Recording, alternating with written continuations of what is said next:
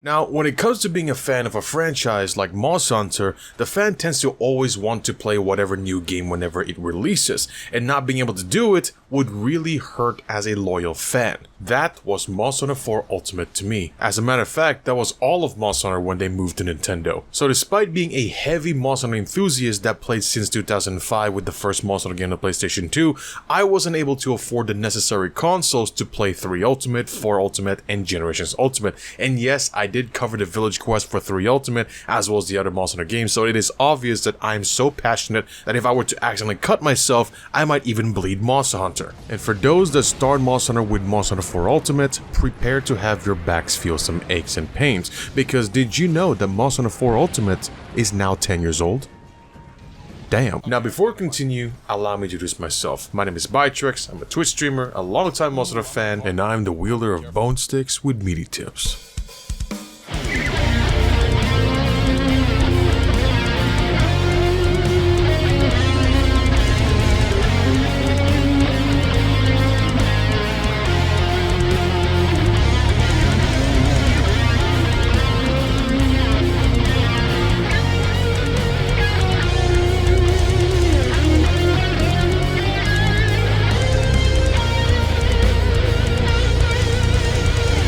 On top of that, I want to give a massive thanks to my Twitch subs and Patreon supporters. More on how you can support at the end of the video. Because for now, let's focus on Monster Hunter 4 Ultimate.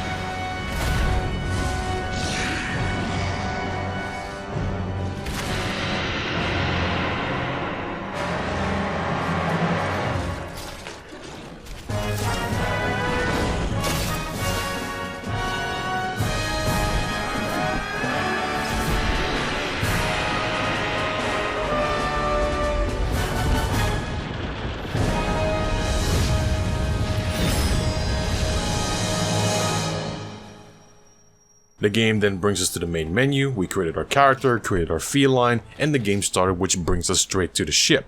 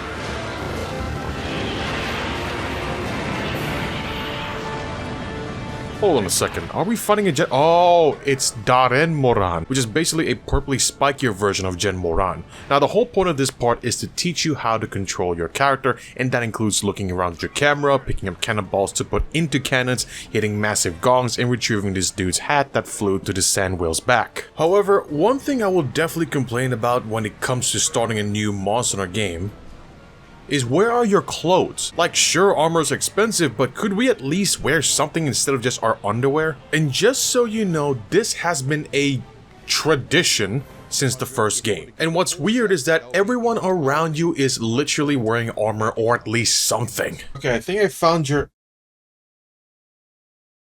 Why are you looking at me like that? Where is your shirt? What do you mean? What do you mean? What do I mean? Whenever you play a new monster game, you start off naked. And now you're complaining? Last time you slapped my shirt off.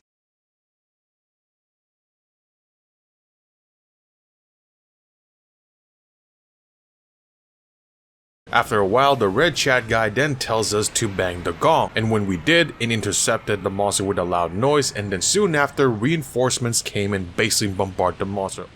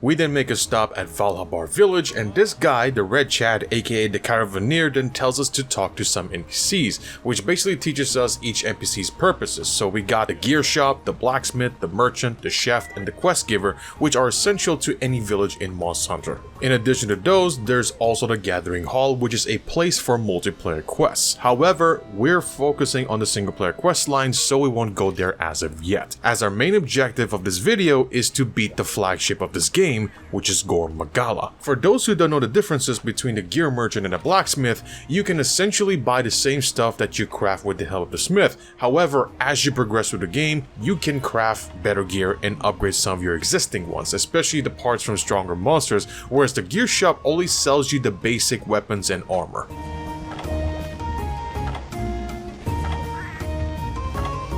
We then went to our house, checked our box, and oh look, they are other starter weapons and an armor set, which is good because I don't need to stay naked with a steak knife and a platter on our hands. And since I like big hammers, the first thing I did was sell the longsword and then equip the hammer. And as per usual, the game brings you to do a few fetch quests as part of the tutorial, which includes quests that have you cook meat,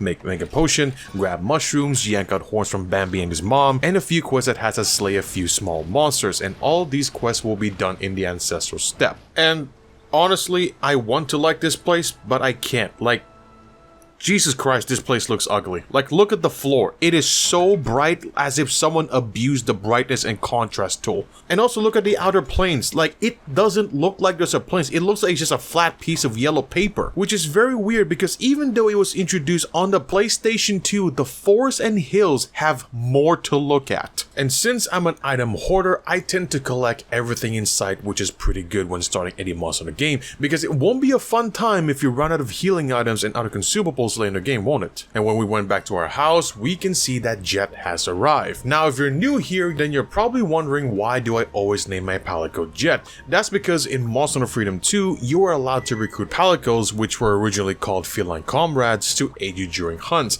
And unlike in the later games, the cat names were completely randomized, and the first few Palicos were a mess to deal with, as they throw bombs at you, almost never heal you, and sometimes just outright do nothing. And this is despite teaching them the abilities to do those stuff. But when I recruited a black and white cat named Jet, he absolutely was awesome, as he actually helps you by healing, attacking, and just overall be a good kitty cat. So whenever I get the chance to create a Palico, I usually would use the black and white fur pattern with the name Jet. In addition to that, you can also hire first stringers, and you can also bring one of them with you. And these first stringer cats are cats that have specialized skills, which includes healing, supporting, buffing, looting, and more. So naturally, I brought the one that specializes in healing because I like extra healing whenever I fight big bad monsters. And the first big bad monster we'll face is going to be the Great Jaggy.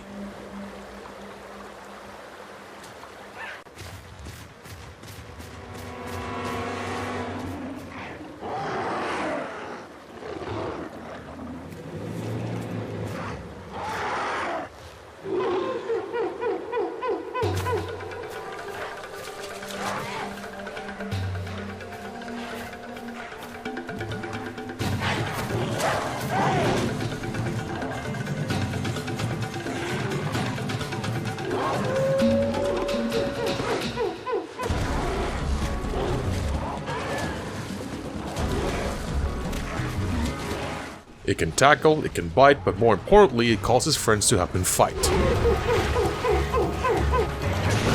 And this is also when the game teaches you about mounting, which can happen whenever you attack a monster while jumping down. And how this works is if the monster head is green, you're allowed to attack by pressing the X or the A button. And if the monster head is not green, it will try to reach to where the gauge is, and if it does, you get thrown off. So the goal here is to hold the R button in order to make the monster head become green, and when it does, then you are allowed to continue stabbing the monster. And when the gauge is full, the monster will then get toppled, allowing you to do even more damage. And as you can see, this is where the mounting system started. So from my hammer bros out there, not green, bad. You no stab. Green, good. You stab. If you win, you smash.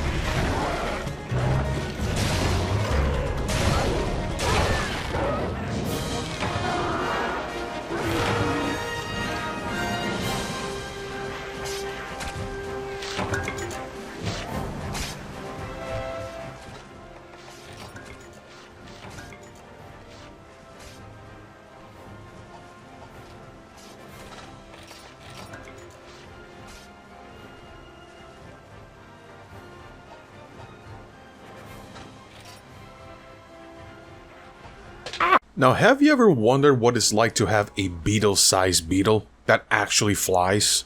Well, you can't stop wondering now because that is literally our next target, the Seltas.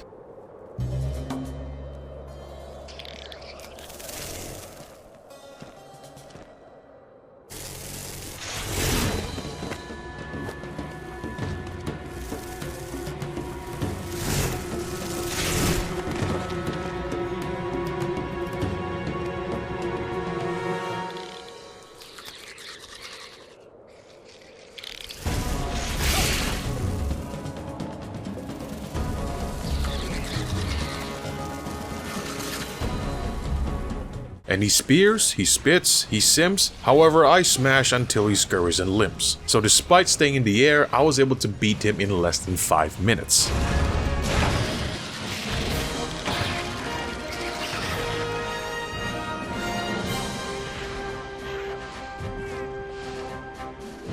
And after returning from the quest, the game then introduces a new form of content called Expeditions, which is in the Everwood area. And to put it simply, it's a pseudo-randomly generated jungle-looking area that usually has you do research for certain monsters, but you can also collect items and explore freely, as it has no carding and no time limits, unlike normal quests that usually has a 15-minute time limit, as well as having a limit of 3 carts. Now, this mechanic is, in my opinion, pretty good, because I like randomly generated areas because despite being the same biome, the changes between each run makes it feel different enough. Now, expeditions as a whole would later be commonly used in the later games. However, it doesn't have that randomly generated system, which I honestly would prefer to have. And the reason why we're here is because we are tasked to investigate a monster which turns out to be the good old Velocidrome.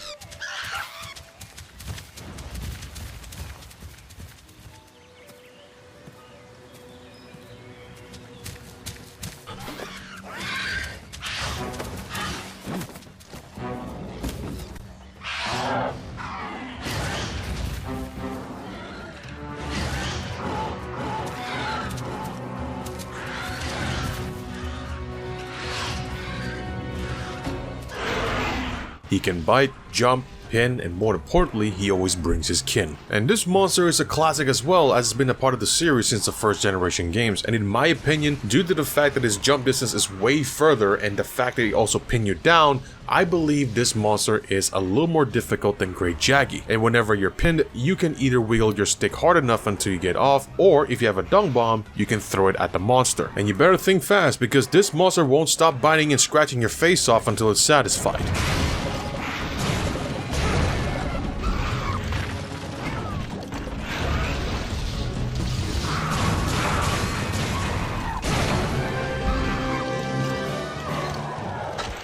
We didn't beat the monster down, but the game doesn't seem to complete the expedition. That's because unlike regular quests, these expeditions are ongoing, and to complete them, you'd have to travel until you reach a zone with a cart and a wyvern in order to end the expedition.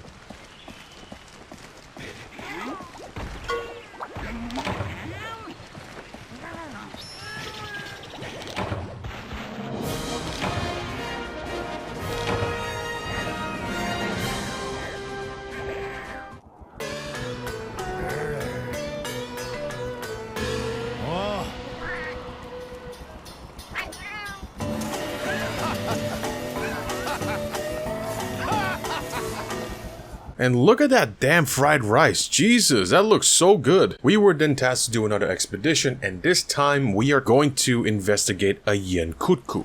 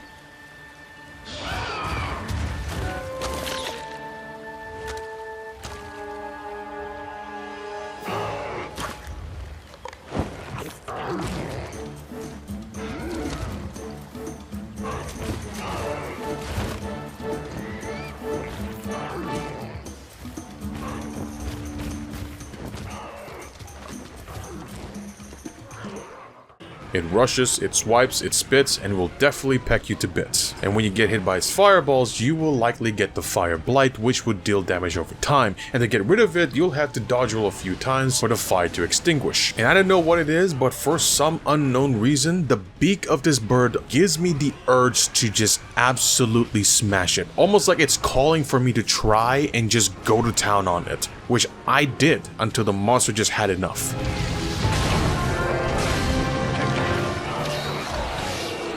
And after returning from the expedition, the quest giver then informs us that we can progress to the next level of quest lines, but we still need to do an urgent quest in order to unlock it. You see, whenever you progress through a single or multiplayer quest line in Monster Hunter games, you are tasked to clear the key quests, which are essentially the main quest, and when you do clear the key quests, an urgent quest then pops out for you to join and clear. And when you do clear it, you will then progress and unlock the next tier of quest lines. And the urgent quest we'll be doing is going to feature a new monster, and that is the Kechawacha.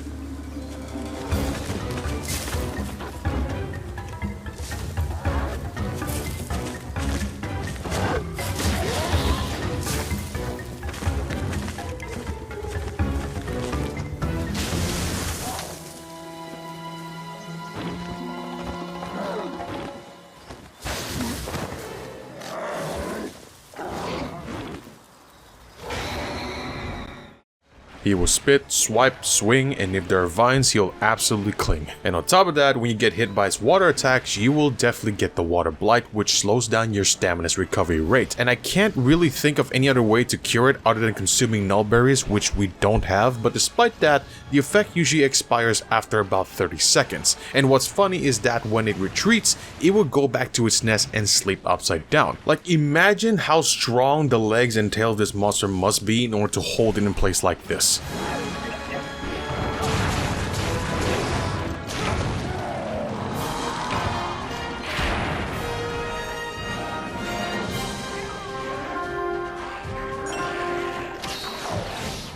And after clearing that quest, we are shown a cutscene that has everyone pack their things before traveling to another area.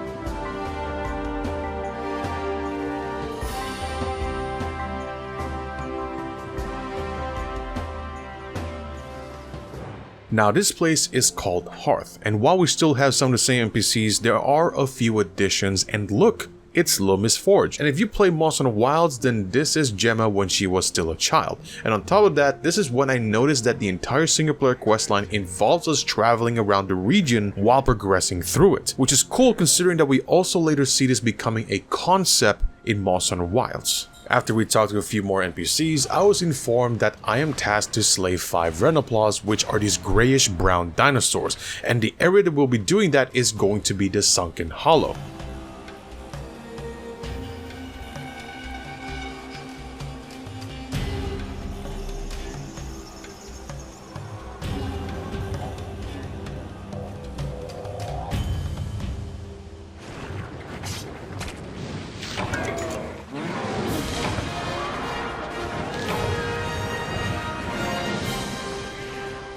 And for some reason, I somehow have the urge to eat these mining crystals. And you cannot stop me, because even if I'm wrong, then explain why they look like candy. And since we did some gathering during our small dinosaur hunt, we were able to get the materials to upgrade our hammer, which consists of 2 kinds of bones and bugs to stick them together. Yes, I know it sounds weird, but if you can't accept the fact that you need to sharpen your blunt weapons, then you can't question how this combination works. And in case you're wondering about the hammer's moveset, there's the baseball swing combo that's done by repeatedly pressing the X button, the A button that does a slide slam which you can link to the baseball swing combo, and the R button that charges your hammer by holding it down. And when you release the button after one charging bling, is that a word? You will do an uppercut slam, which is kind of the bane of friendships in multiplayer. But it's not your fault, because hammers are responsible for stunning and knocking monsters down by aiming for the head. So if there are longsword or dual blade players complaining about you setting fly in the air while they're attacking the head, you respond by setting fly in the air as they attack the head.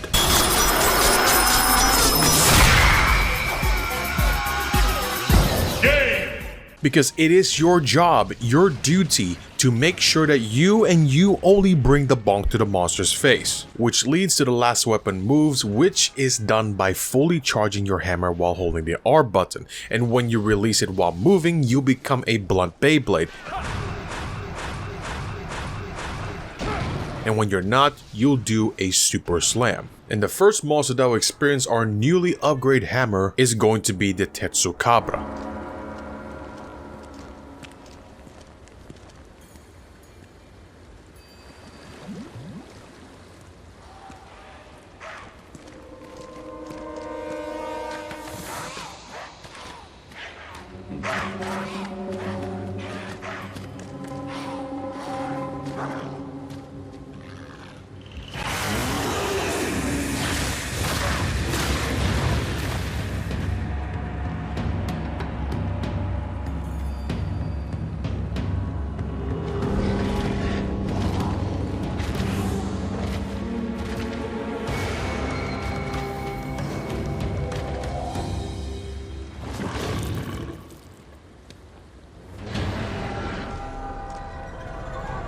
It will spit, it will slap, it will stomp, and with a big rock in its mouth, it will chomp. And when you get to break both of its underbite orky fangs, oh boy, does it feel so satisfying.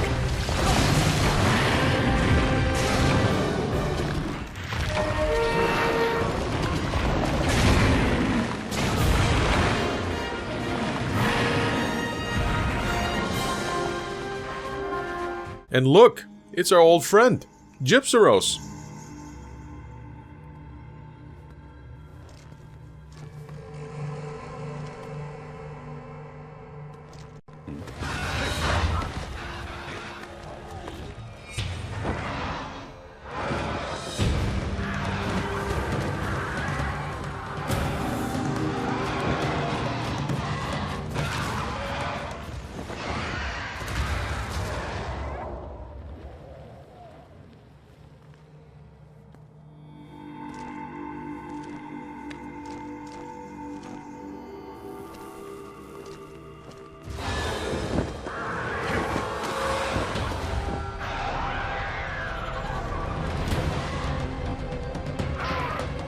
and it will flash, swipe, rush, and will toxically spit, but beware of its stretchy tail, you might get hit. And to avoid getting flash, which cause you to get stunned, you have a few options. 1. Jump dive when it flashes. 2. Go far enough that it doesn't affect you. 3, which is my favorite option, break its head. But if you did get flash and are not confused, you can wiggle your stick until it disappears or when something, friend or foe, hits you. In addition to that, whenever you get poisoned, you have to use an antidote in order to cure it, but if you cannot, then you might have to wait it out for about a minute till it disappears. However, there is another option in order to avoid getting flash and poisoned. You wanna know what that is? That's by killing the monster.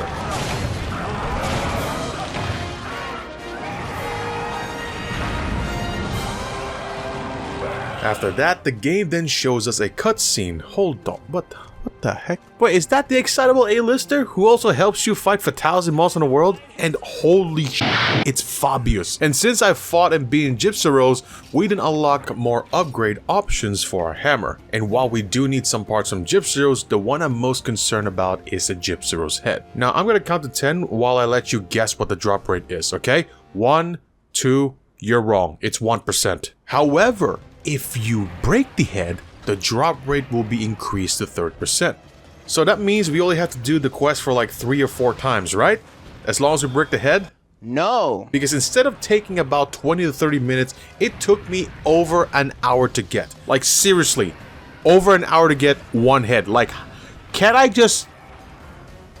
But, when I finally upgraded the hammer, it was well worth it. I mean, besides the sharpness and the damage increase, that poison damage, man, that's gonna add so much damage in the long run. In addition to the hammer upgrade, I also farmed the Tetsukabra for its armor set, since we're literally still using the starter set. And for those who don't know, sharpness is basically damage, and whenever you do a melee attack, you lose sharpness along the way. And the lower the sharpness, the less damage you do, and you risk having your attacks deflecting, which also does even less damage. So the solution is to use whetstones to keep the sharpness up, and yes, this applies to hammers and hunting horns despite being blunt weapons. Why? I don't know. Ask the devs. And why the Tetsukabra armor? Because aside from giving us more defense points, which is good to have overall, it also gives us more maximum HP. So if you're new to Monster Hunter, this is how the progression goes. You gather items, materials, ingredients to craft consumables and gear. You fight monsters, you craft more gear from them, fight bigger monsters, craft even more gear from them, and rinse and repeat. And this applies to both single and multiplayer quest lines, because as you reach the end game, the game then shifts to more monster farming while reducing the item gathering. And yes, you can buy some of the items and use the farm to make more ingredients for consumables, but those usually come in handy later as they get more accessible as you progress through the quest lines. And if your hunter needs better gear to hunt bigger monsters more efficiently, then your Palico needs the same as well, alongside unlocking traits and abilities for those hunts to have better results. And yes, I'm fully aware that the game also teaches you along the way as well. However, usually when you make a new character in most Monster Hunter games, they would ask you if you're a beginner or not, and since I'm not, then I don't understand why the game is still giving me tutorials. Like, I get it if they're trying to teach me a new mechanic, but old ones? I don't get why they're still teaching me how to do it. And oh my god, the tutorials, they are so interruptive. Interruptive? Is that a word? Yeah, they just interrupt you whenever you're about to do something, and it's so annoying. And food buffs. Oh, I almost forgot about that. So whenever you are preparing for a quest, you have the choice of consuming food buffs, and to do so, you have to talk to the chef and choose whichever food combination you like. And since we don't know what every combination does, we'll have to try them out in order to reveal the results. And some combinations would grant you more HP, stamina, attack power, defense points, and even elements of resistances, and yes, they do buff your cat friends as well. So for my hammer bros out there, eat good, bonk big, become bigger. Lastly is going to be requests, which are like side quests that you can do alongside the regular quests, and most of them have you retrieve certain items or ingredients. Now, why do them? That's because some of these requests tend to upgrade your farms, your chefs, food choices, and more in order to help you progress a little better. And after all those upgrades and request fulfillments, we were then tasked to capture a Gendro.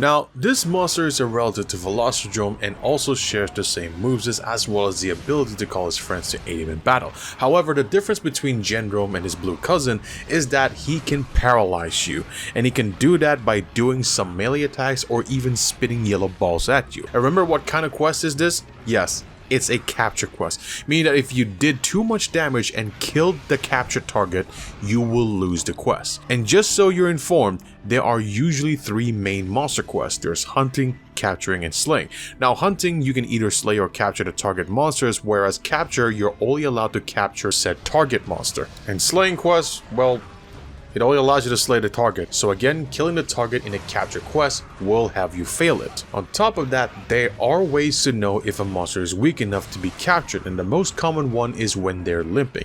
So from there, you can use a pitfall or shock trap to incapacitate the target monster and then chuck some tranquilizing balls at them in order to have them sleep.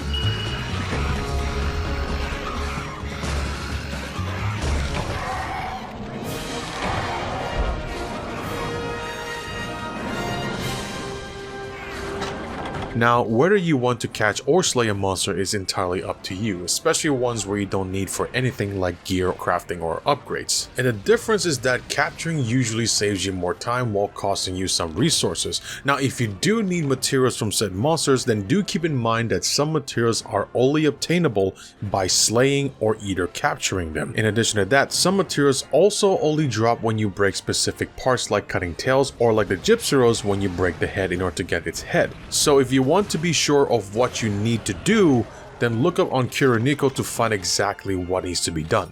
And after our Gendrome capturing quest, we were then informed the quest giver that we have an urgent quest to clear, and it's going to feature the very first spider monster, the Nerscylla.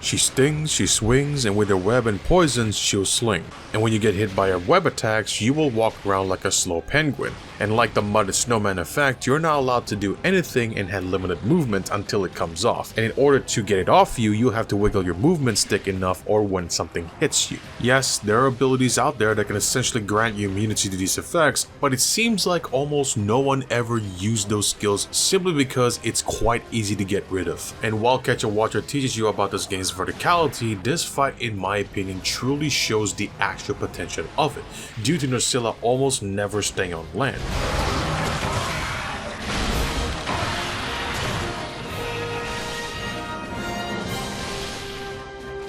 And with our help getting rid of menacing monsters, the people of Harth are then able to resume their way of life of mining and crafting, and as a gift, they made us a new ship for our traveling endeavors.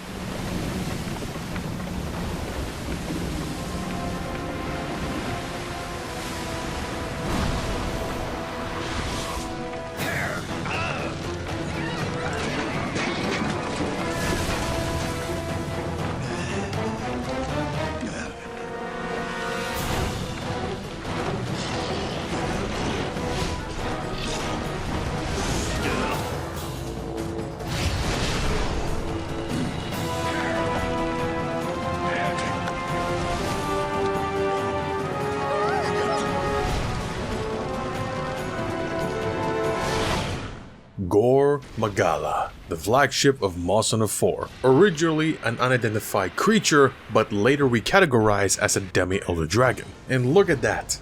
Look at the design of this monster, it is so cool. What I like about this monster is the fact that its wings kind of resemble like a cloak or a cape, and I gotta be honest, this is such a cool way of introducing the flagship monster, because unlike the previous games, you tend to always travel back to areas you've already been to in order to meet that game's flagship monster. Now this monster spits, stomps, blasts, and with a virus it will cast. And that virus is called the Frenzy Virus, and what happens is that when you get infected, you will see a purple gauge under your name, and to get rid of it is to consistently do damage until it disappears. And if you were successful, you will essentially get bonus affinity, which is Monster Hunter's equivalent to critical strike rates. And as that sounds advantageous to the players, it also has a downside, because if the purple gauge fills up, you'll fail the curing process, and you will essentially lose the natural healing recovery and take extra damage. Now how much damage? I don't exactly know, but if you do, then let us know in the comments. And despite having a massive dragon slaying spear called the Dragonator,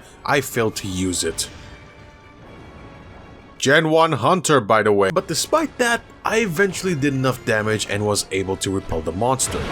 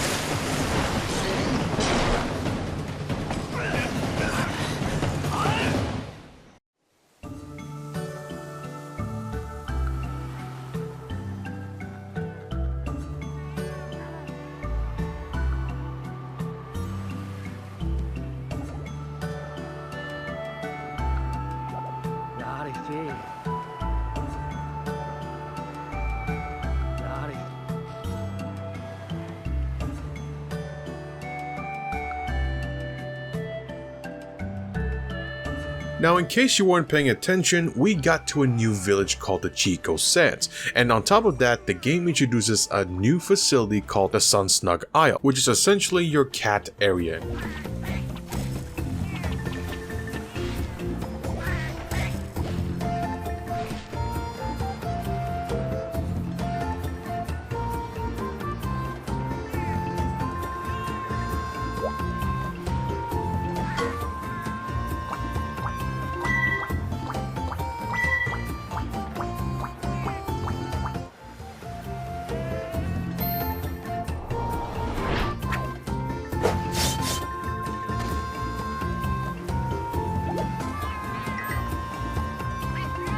This is when I learned about enthusiasm. You see, when you go to work and come back home, you're usually tired, right? And the same applies to your cats. So the more you train them or the more you bring them out with you for quests, the more tired they become, and the more tired the cat is, the less likely they'll want to cooperate. So essentially, you're paying them a minimum wage job. In addition to that, the game also introduces its own fishing system where you could assign up to 5 palicos to help you while you use this ballista right here to catch fish with a massive fish net. And last but not least, the next system the game introduces is the Meowster Hunter. And it is essentially a minigame where you can bring up to 5 palico friends to do their own quests, and you basically pick whichever ability that pops up and hope for the best. And as usual, I got my ass handed to me on the first time, but hey, I still got some loot. However, unfortunately, this is the only way you can get scraps, which is used for crafting palico gear. Now, I'm not sure why this is a thing, because in Monster Hunter Portable 3rd, you can literally use actual monster parts and then make them into scraps in order to craft gear for your palicos. Now, why not bring that back? Why you gotta do this separate quest line, which is likely to fail most of the time? Now, I'm fully aware that at this point of the video that there are a whole lot of systems to go through, and even some that were brought back from the older games have been refined and changed to the point that it requires further explanation. So I do apologize if there are some small details that I missed, simply because I want to keep it as short as possible while retaining the main parts, mainly because I'm worried that it will make the video seem tedious to watch. And heck, I even made a post about it literally while writing the script. So while there might be some systems that will be later introduced, I believe that I covered most, if not all of those that will be introduced in the single player questline. And yes, I am fully aware that this game was originally made for the 3DS and the 3DS alone, but I gotta be honest, the graphics in my opinion looks stale at some parts, and this is after using some mods and codes to make the game look a little better for bigger screens. And despite that, the color palette really exposes some of the graphics weak points, almost like someone expanded a really small pixelated image and then proceed to abuse the brightness and the contrast tool. And again, I am fully aware that I'm not playing this on the appropriate device, and I know that the comparison might be unfair, but in my opinion, the Wii U version of 3 Ultimate looks the best for old school Monster Hunter games. However, I will admit the weapon combos and overall combat is very enjoyable, and while there might be some people that may not like the verticality, me as a Hammer main personally would prefer this over the Wonder Combat from Tri and 3 Ultimate. And at this point, as a Gen 1 hunter, I have successfully managed to piss off Gen 3 and Gen 4 hunters, so in case you can't tell, this is the time you go to the comments and cancel me. Alright, no more yapping, let's see the new zone, the Primal Forest.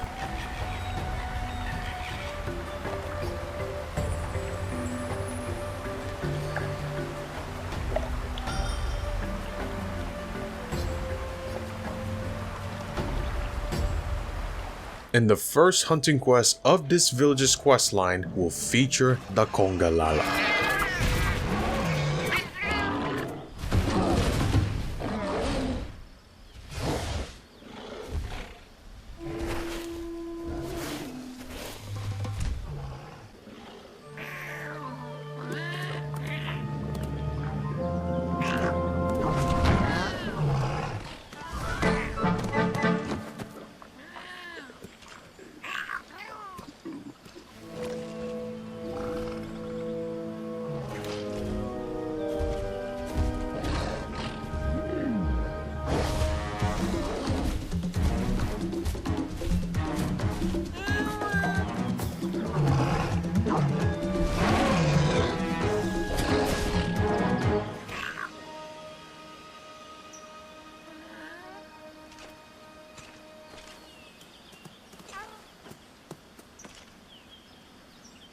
It rushes, scratches, slams its body down, and beware your face, cause it might get brown. And when you do get hit by its farts, you will suffer the stinky debuff. And now I know it's called the stench debuff or the soil debuff, but in my opinion, stinky debuff sounds catchier. And this debuff basically prevents you from using consumable items like the healing and other curing items. And to remove it is to either wait it out or use a deodorant, which the average gamer doesn't use. Like you stinky gamer, are you a Congalala? On top of that, when it slams its body down to the ground and you're close, you will get tremored, which basically makes you unable to move for a few seconds. However, it also can be a good thing, because when you do get tremored, your weapon will automatically sheath when the effect expires, so you can use this as an opportunity to heal, sharpen, or run around freely in order to avoid attacks. And after beating him, we found out that we need a singular Congalala claw for our next weapons upgrade, so we did another hunting quest that includes a Congalala and a Gendrome, which we breezingly cleared.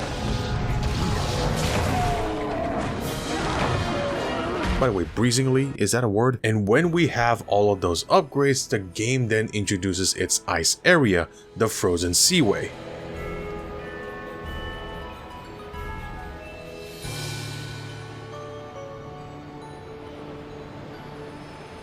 And the first quest that we'll do here is to hunt down a Zamtrios.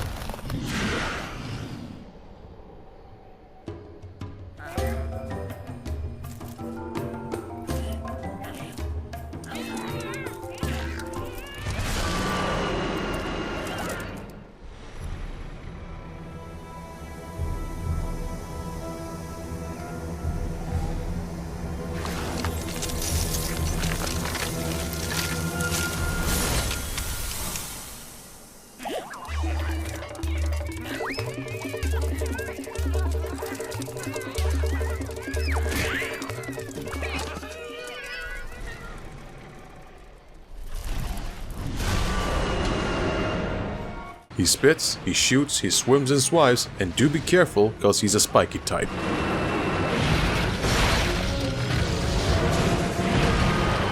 And when you get spat on with his icy balls, wait, that sounded so wrong. You will get the Ice Blight, which affects your stamina. And I know that this might confuse some people with the Water Blight, so let me summarize. Water Blight slows down your stamina recovery, while the Ice Blight increases the stamina you use when doing actions that consume stamina, like dodging and sprinting. On top of that, whenever you do a quest, your stamina will gradually decrease over time. And since we're in an ice zone, means that without hot drinks, your maximum stamina will decrease even faster. So essentially, hot cocoa is good for the cold, and I mean, who doesn't like hot cocoa?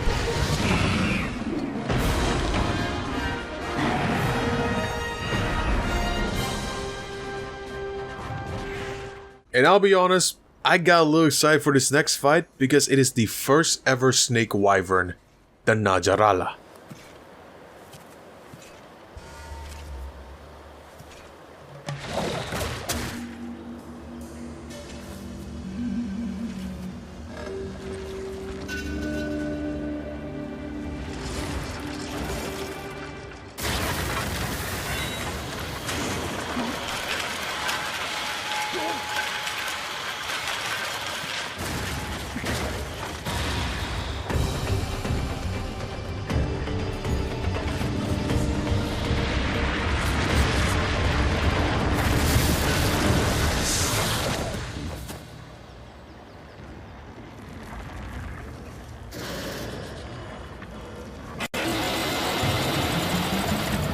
She rushes, tackles, circles that trip you in a budge, but if you like this constriction, then who am I to judge? In addition to those, she also shoots spikes that give what seems to be sonic waves, which has the same deafening effect when larger monsters roar. And I gotta say, this monster took me a bit to comprehend its moveset. On top of that, every little movement it does when you're within its serpentine circle will budge and trip you, which is kind of annoying, especially while charging the hammer. But overall, I really did have fun with this fight.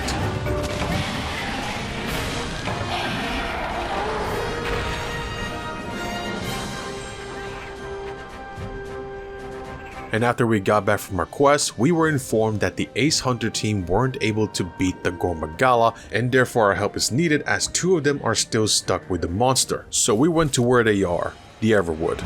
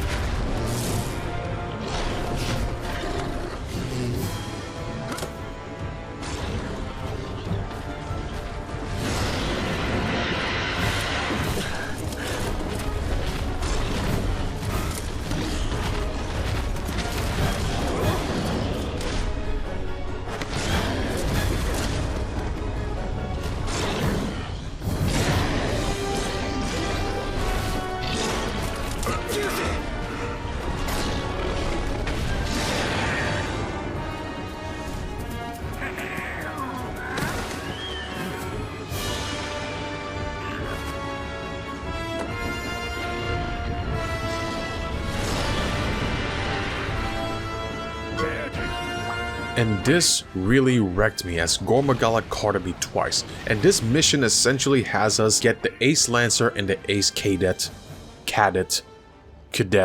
Anyways, despite us carding twice, we were able to retrieve and rescue our two hunter bros.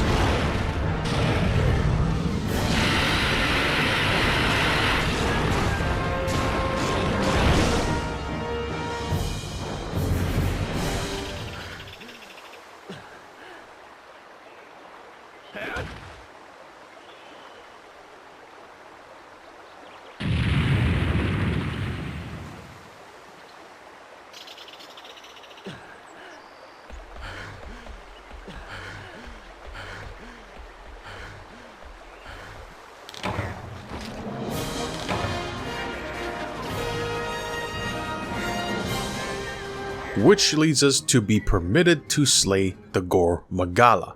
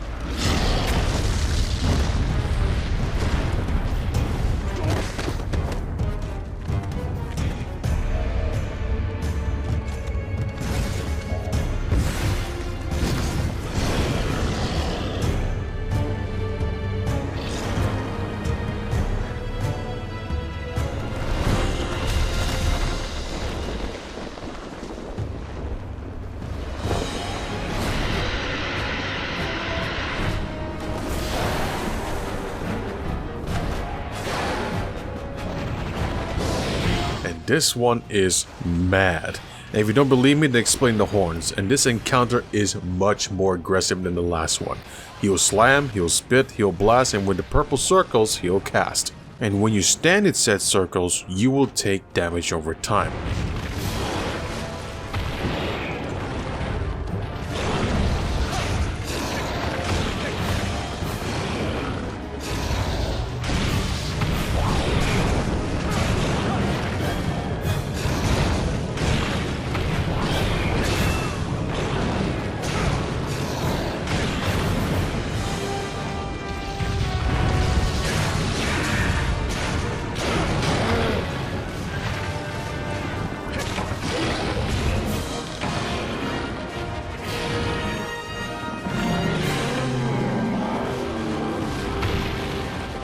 Wait a minute. What does it look like there's golden particles? Huh. Now, as much as I want to take all the credit, I really can't, because without some of the damage that's done by the Ace team, I wouldn't be able to beat it from 100%.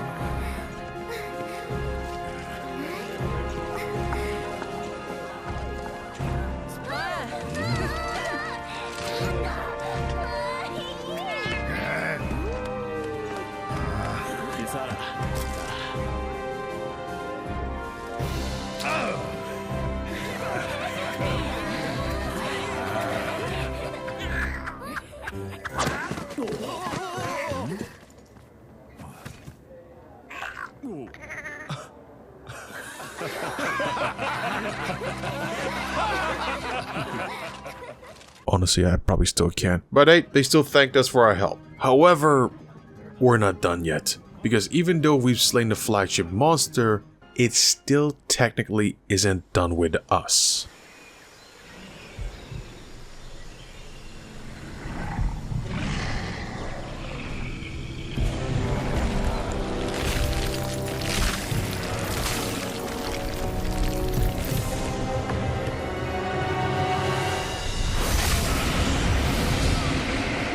But we'll still need to work our way towards this because Gore Magala, or whatever the name of this version is located elsewhere, and we need the help of the blacksmiths in Harth to build us an airship to track down the shiny edgy boy. However, the folks in Harth still need our help because there is a big rocky monster getting in the way, and that is the Gravios.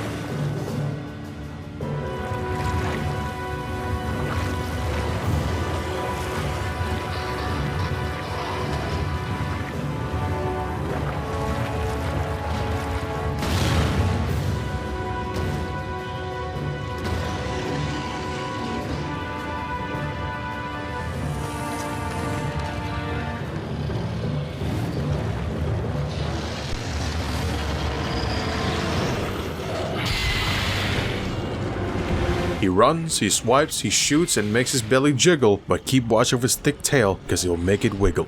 And similar to needing hot drinks in the cold areas, you'll need cold drinks in hot areas, because if you don't, you will suffer heat damage over time. And I mean, who doesn't like a cold glass of water under the heat? Now, let's talk about the monster's armor, and no, I don't mean the armor set, but rather the physical armor of the monster itself. Now, unless you have anything higher than blue sharpness, you will experience a buffet of weapon deflections. Now, some melee weapon exceptions would be blunt weapons like hammer and hunting horn, but if you are scarce in sharpness, then you can try hitting the boba, as it is the jiggly soft parts. And for those that had this video on the second screen and had to look over because I said boba and jiggly, I lied, and you are now obligated to like, comment, and subscribe because it was Gravios' belly, you sussy baka. And like the Gravios' belly, its other weak point is the head, which is very satisfying when you can pull it off.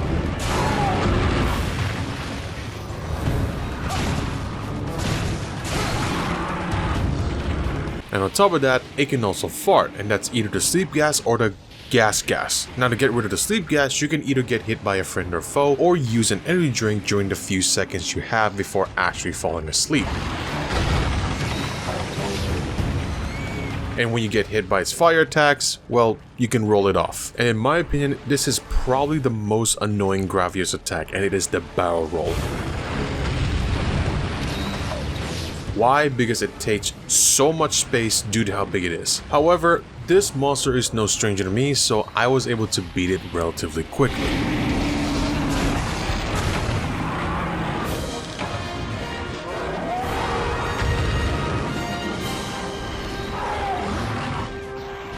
And when we got back to Harth, the folks were able to build us an airship.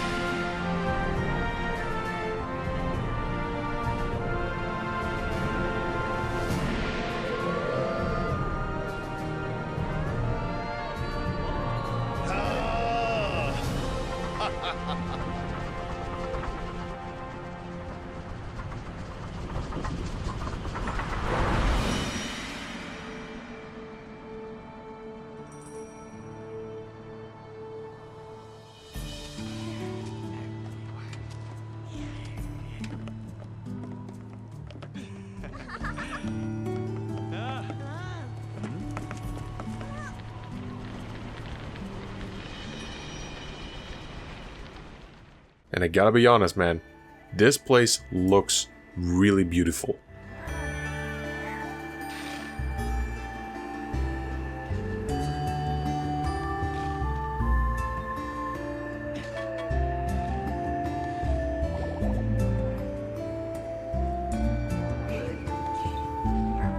Oh, by the way, it's called Cathar. However, the folks here then informs us that they're also dealing with monsters that went crazy, which leads us to travel to the new zone, the Heaven's Mount.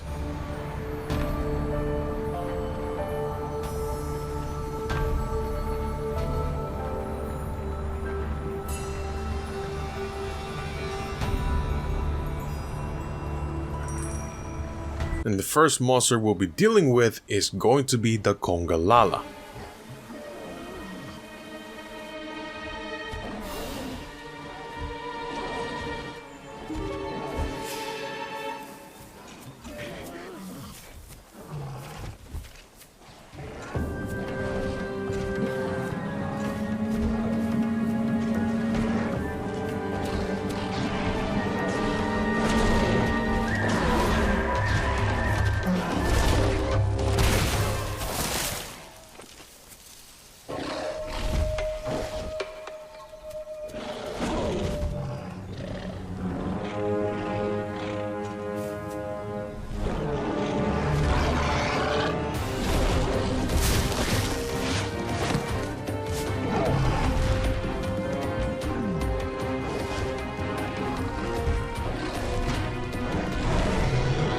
And just like when we are infected by Gore Magala, this Congalala and other monsters are susceptible to being infected by the Frenzy virus as well. And while this monster's moveset are not different from its uninfected counterpart, it is much more aggressive and can also infect you with the same virus it has. So again, to get rid of the Frenzy virus is to keep doing damage until it disappears, and on top of that, you will also receive some affinity after curing it.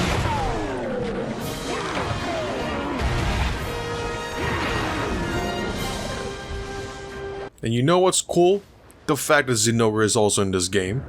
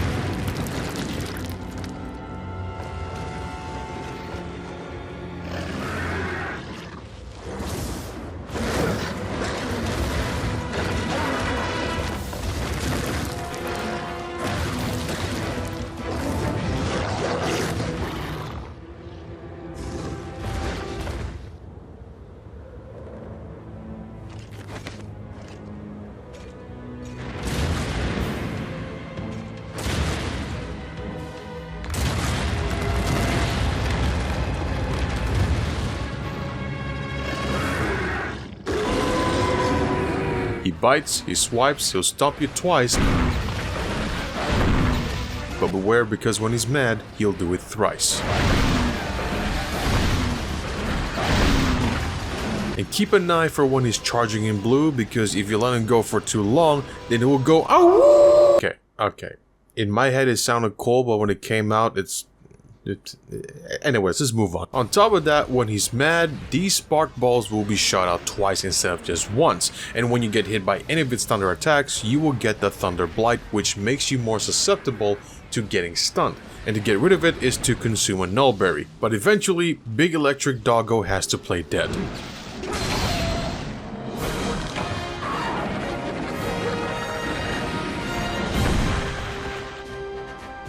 And remember when I said that Seltas is a simp? That's because this next fight is featuring their pimp.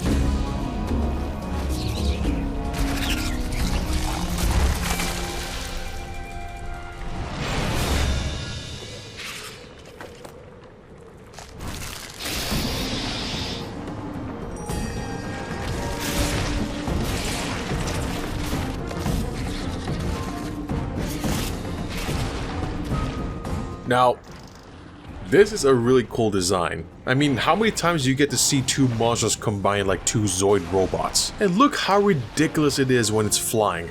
Now, the main focus of this quest is to hunt down the Queen Seltas, which is this oversized crab with a massive scorpion tail. And she spears, she swipes, and can be pinchy, but beware of yellow farts because it'll make you stinky. On top of that, she can also shoot out water balls, so make sure to avoid those to avoid getting water blighted. And unlike her beetle sims, she literally swiped right on my hunter profile.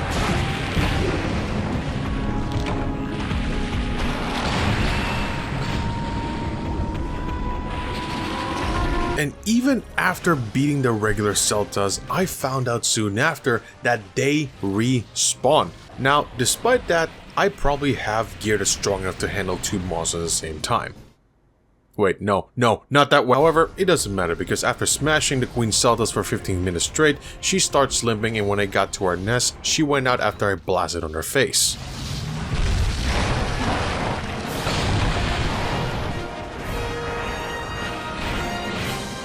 And of course, every monster in the game has got to have him, because this next fight is going to feature the mascot of the series, the Agumon, the Pikachu, the Zuezo of Monster Hunter, the Rathalos.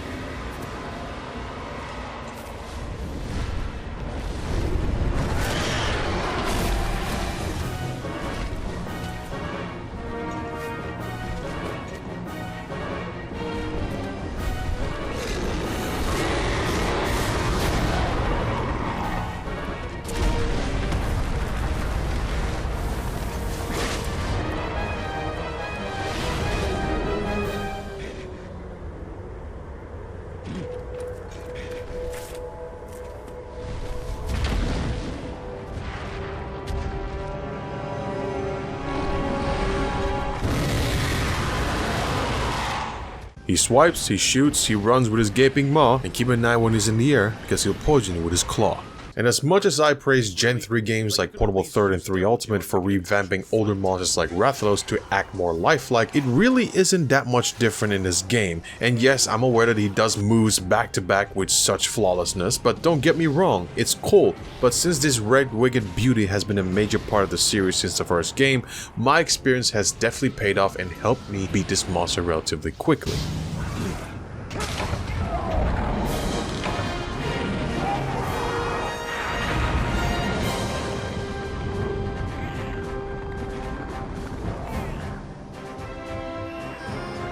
After that, we were tasked to slay 6 more Mhwilds, which are these leathery winged lizards. Very easy to deal with, and the reason why we're doing this quest is so that we can unlock our next main quest, which is featuring the Yian Garuga.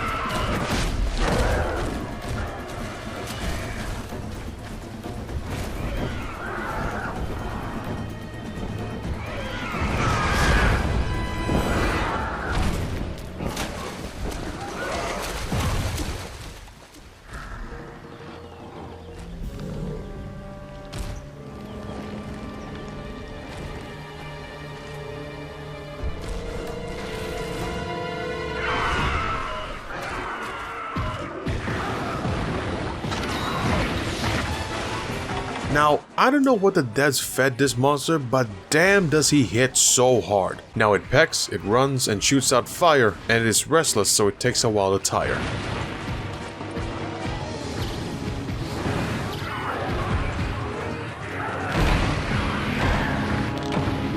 And watch out when it does a backflip, because it will poison you. And I'm aware that my cats aren't with me. That's because they're exhausted, so I let them rest.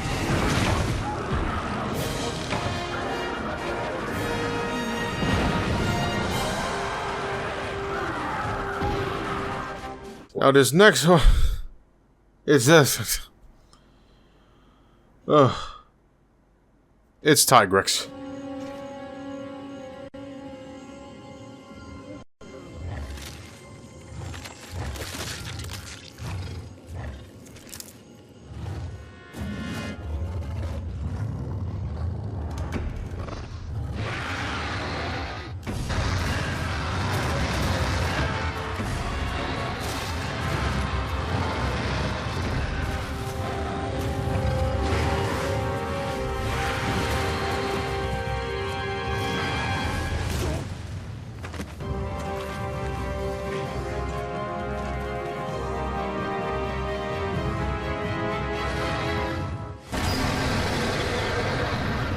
Now, I'm not sure if you could tell, but I hate Tigrex. And I mean hate Tigrex. And it's been that way since the first game he was introduced. And he'll bite, swipe, rush, and roar, and he won't stop until your ears are sore.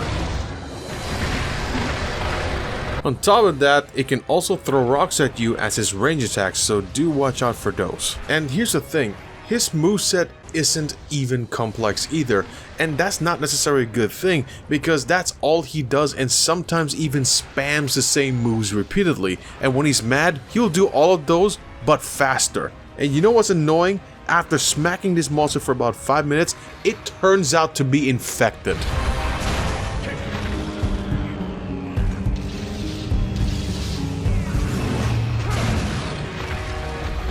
But that doesn't matter. Because of my deep, restless hatred for this monster, I refuse to even cart to it once.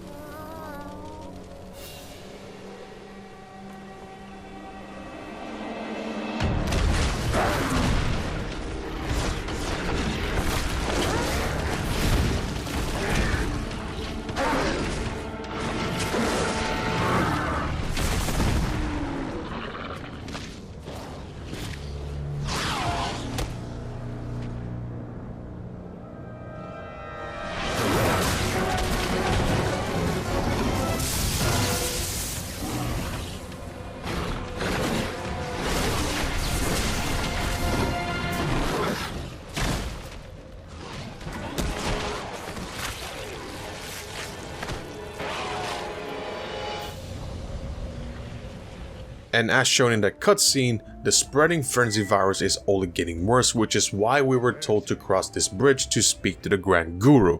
Why is he the Grand Guru? I don't know, me no think, me see Angie monster, me bonk. And this NPC told us that we are to travel to the sanctuary because an elder dragon has broken in and made it its lair. So when we got there, we soon found out that it is the Shagaru Magala.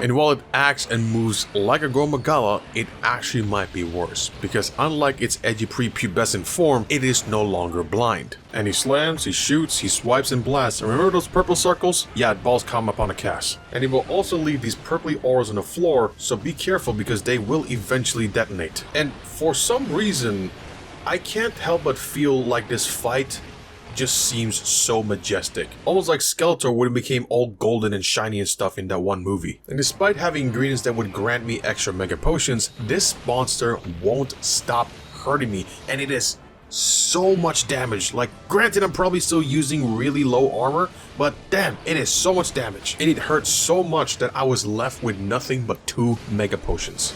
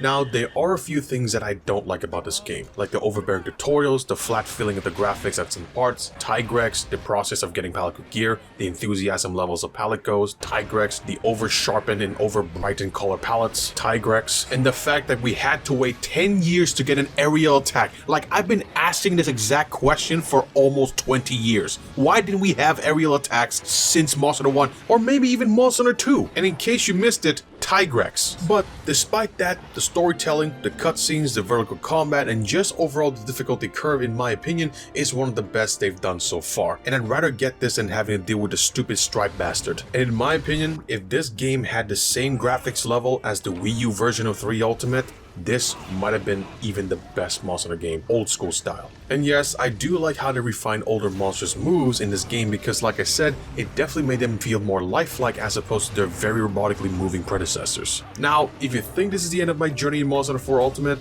No.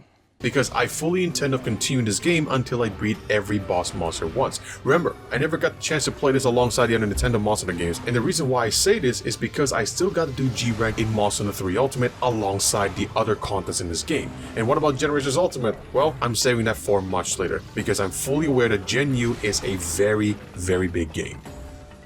Thank you all so much for watching. If you enjoyed the video, then don't forget to leave a like, comment, and subscribe for more. And again, big thanks to my subs on Twitch and members on Patreon for slowly but surely making my dream to do this full time come true. And if you want to be a part of it, then you can be a member on Patreon for as little as $1 a month. However, do remember to take care of yourself first before considering. Links to all social media platforms like Twitch, Patreon, Twitter, and such below. And if you like obscure or turn-based RPG games, then consider checking out my second channel as it features that kind of content. On top of that, make sure you check out my other videos as well. Alright, I'm pretty sure they're fun to watch. Thank you all again for watching, hope you have a wonderful day, and remember, happy hunting.